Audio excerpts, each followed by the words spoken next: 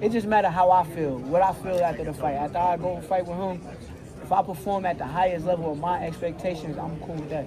Shakur, we saw Eddie, obviously, have you back on stage. He said, look, you guys maybe don't appreciate Shakur as much as you should. This is an American great fighter. Talk to us about your relationship with him. And the reason I ask is because rumors circulated recently that maybe you were going with the Bella, but Eddie, he seems to have your back. Can you talk about that a little bit? I got a question, though, about that. Like, why am I the only person, everything behind closed doors just got to be leaked or, like, talk about? Like, I don't understand that shit. Like, it's just, like, every single thing is, like, talked about with me. It's like, god damn, like, that shit ain't even got to be that. But, like I said, Eddie Hearn is here, and I've been saying he was one of the best promoters in the sport, and I think he proven himself well. So. You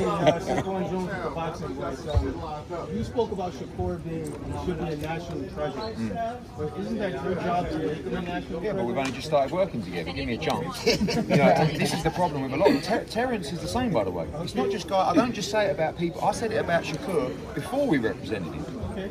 Those guys, Terence, all those guys, they should be American superstars because of the ability they've got. But the good news is he's 27. And the crazy thing is, imagine being a 3-division world champion and never breaking sweat. Like, look what he did against Valdez and people like that. It was like, I was watching it as a fan. I didn't know that one day we'd get to work together. But I'm watching it going, I can't believe how good this young man is. And one more question. I interviewed you a couple times. I covered for the Boxing Boys going over to London. I see how you get swarmed here, but they don't. Swarmed in London or England. But they don't swarm you in America. What do you have to do? Good. It's nice to be able to breathe. It's good because I'm going to go running with him tomorrow in Central Park. He's the one that should be getting mobbed, not me. I'm just a fat promoter from Essex. This is the superstar.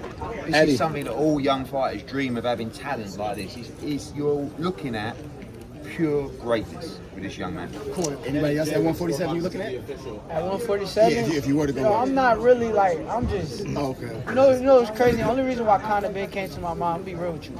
I seen him in the mall, and I'm the type of person I size people up. Okay. So I sized them up, and I'm like, yo, I could fight him. Like, I wouldn't mind fighting him. So the mad thing was, right, is Conor Ben texted me yesterday, right, with the clip of saying about 154.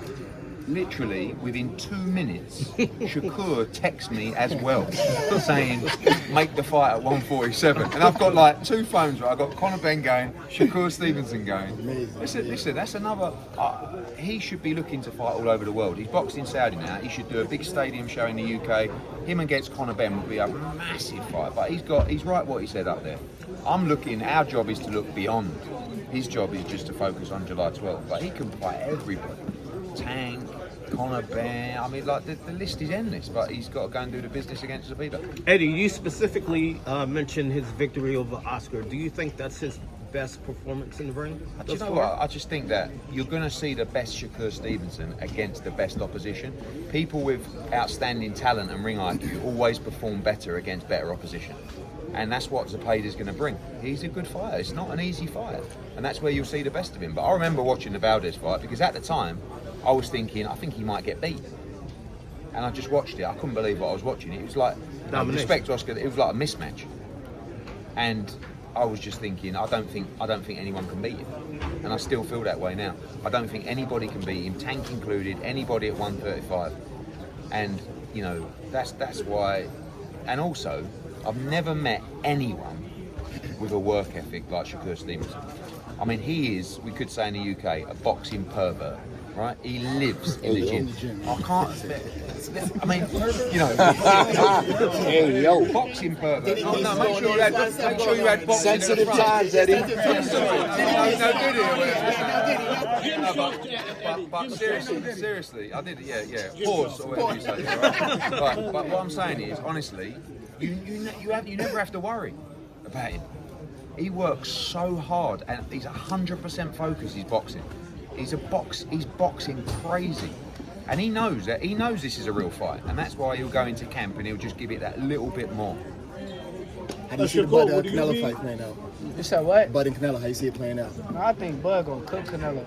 I think he's gonna cook him. I think, Canelo a hell of a fighter. But I think Bud just got all the tools to beat him.